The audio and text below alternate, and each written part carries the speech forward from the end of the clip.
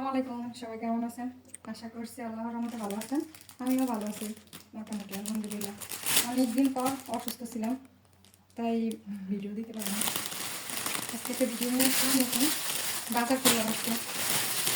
এই যে বাজার এখন যা করেছেন বলে সকালে বিকালে নাস্তা হিসেবে খাওয়া যায়। নরমাল তারপরে মেয়ের জন্য চকলেট, যেগুলো করেছেন এগুলো করেছেন বলা হয় এগুলোকে। ভিতরে চকলেট আর উপরে এরকম ভালো লাগে খেতে। মোটামুটি পাউরুটি আনলাম, তারপরে এই যে কেসও আনলাম, বাদাম, কেসো, তারপরে একটু পাস্তা আনলাম ছেলের দিকে সকালে একটু রান্না করে দেওয়ার জন্য। এই আর কি, জুস সকাল বিকাল খাওয়ার জন্য একটু জুস নিয়ে আসলাম। অনেকগুলো জুস আনছি, এই যে জুস আসলাম। তারপরে ছোটো মেয়ের জন্য চকলেট। যাই হোক, এখন এগুলো আনলাম বাজার সবাই কইরা। কেসও এই যেগুলো পাউরুটি দিয়ে খাওয়ার জন্য, চিজ আর কি, এখন কেসও বলে এগুলো। যাই হোক, আপনারা সবাই কেমন আছেন? অনেক দিন পর ভিডিও নিয়ে আসলাম। অসুস্থ ছিলাম তো, এই জন্য মেয়ের স্কুলে দিতে পারে নাই। আশা করছি আল্লাহ যদি ভালো রাখেন, এখন থেকে রেগুলার ভিডিও দেওয়ার চেষ্টা করব। রেগুলার না দিয়ে এক মাস। এই যে রান্না বান্না করতে চলে আসলাম। সকালে অবশ্য রান্না করা ছিল, মুরগির মাংসগুলা দিয়ে খাওয়া দাওয়া শেষ দুপুরবেলা। এখন আবার রাত্রের জন্য একটু রান্না করতেছি। প্রথমে তেল দিলাম, তারপরে এখানে দিয়ে দিচ্ছি যে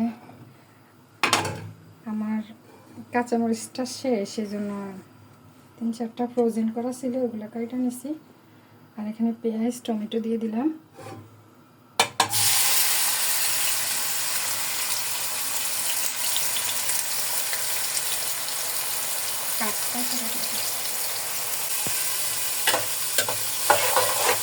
ভালো করে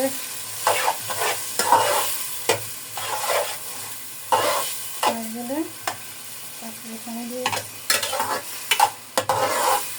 কী করবো, অসুখ বেশি, কোনো ভিডিও বানাইতে পারতেছি না, মেয়ের যত্ন নিতে পারতেছি না। ছেলে রান্না বান্না ওরা ওরা খাইছে। বিদেশের মধ্যে আসলে হেল্পিং হ্যান্ড নাই, নিজেরাই সব কাজকর্ম করতে হয়। মরো বাসও নিজেরটা নিজে করতে হয়, করার কিছু নেই। এই আর কি, এখন এখানে টমেটো পেঁয়াজ কাঁচামরিচ এগুলো একটু কষাই নিয়ে এখন এখানে দিয়ে দেবো। এগুলো আমার কষানো হয়েছে, এখানে আমি রসুন বাটা দিয়ে দিচ্ছি। 1.5 চামচ রসুন বাটা দিয়ে দিচ্ছি। একটু কষানো হলে ভালো করে কষানো হইলে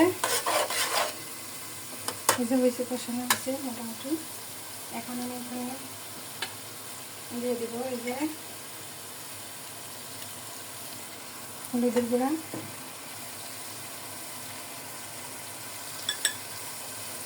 আর দেবো মরিচের গুঁড়া 1 চামচ,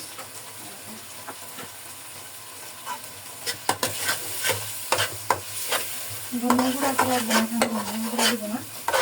আর এই মাছগুলো আমি হলুদ মাখায় রাখছি, হলুদ লবণ মাখায় রাখছি, একটু দিয়ে দিব। আজকে কষায় রান্না করবো রুই মাছ। একটু ভালো করে কষানো হলে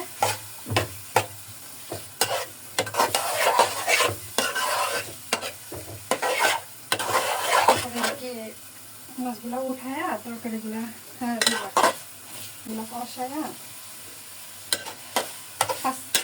মিশালা তরকারি, যেমন মূলা, সিম, তারপরে ফুলকপি, এগুলো দিয়ে রান্না করি। শক্ত মুখে রান্না করছিলাম, ওগুলো খাইছে। এখন একটু আছে, ওগুলো খাবে, রাত্রে শেষ করে ফেলবো। আর এই তরকারি রান্না করতেছি, যে মাছগুলা কষাইতেছি, একটু পানি দিয়ে, জলের পানি দিয়ে দিব, সামান্য একটু কষানো হোক, করে কষানো হবে। তারপরে সবজিগুলো দিয়ে দেবো। সবগুলো মাছ উঠে ফেলায় এদিক দাম করছি।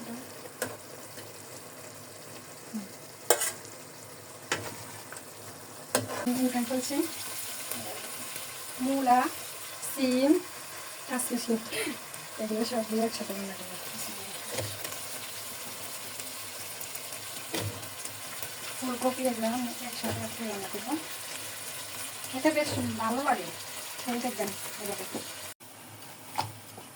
যে সবগুলো তরকারি দিয়ে দিলাম, এগুলাকে ভালো করে নেড়ে চেড়ে তাদেরকে অঞ্চল দিয়ে দিব। যাই হোক, এটা কষানো হোক। একটু গরম পানি বসাই দিছি এই তরকারি দেওয়ার জন্য, যে আর একটু কষানো হোক, তারপর পানিগুলো দিয়ে দিব। যে কষানো হয়েছে এখন, এবার আমি এক সাইডে গরম পানি বসেছিলাম, একটু এখানে দিয়ে দিব। যে এখানে গরম পানিটা দিয়ে দিচ্ছি।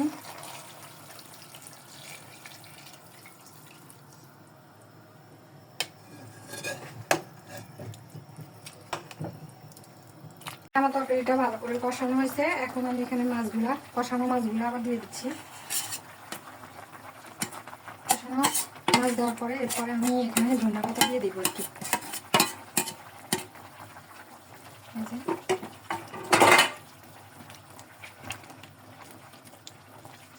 ভালো করে নেড়ে চেড়ে এর উপরে ধনিয়া পাতা দিয়ে দিব।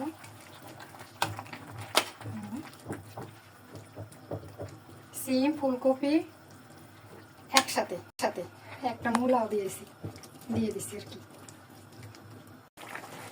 যে ধনিয়া পাতা কেটে রাখছি, এখন ধনিয়া পাতাটা দিয়ে দিই।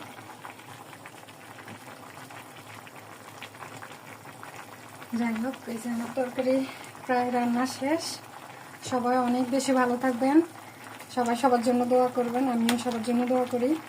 আল্লাহ যেন সবাইকে ভালো রাখেন। আল্লাহ হাফেজ।